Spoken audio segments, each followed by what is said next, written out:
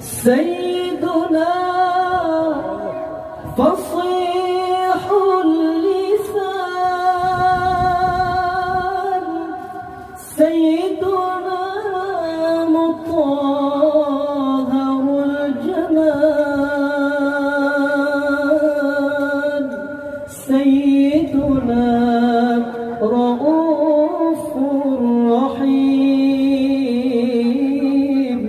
سيدنا خذل خير.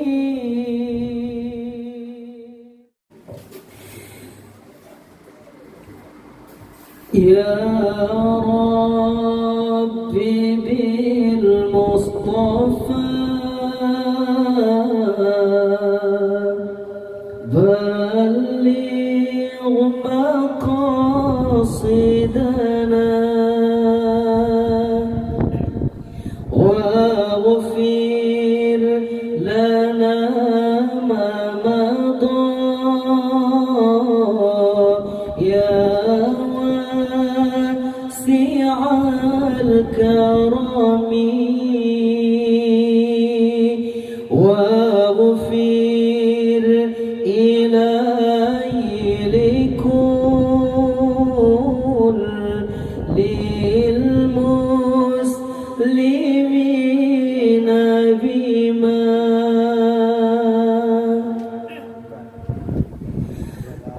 بجاه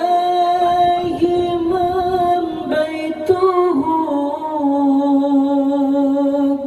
في طيبة حرام،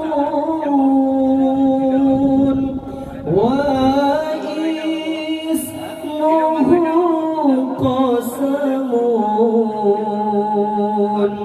من أعظم القسم، بجاه من بيته في طيبة حرام،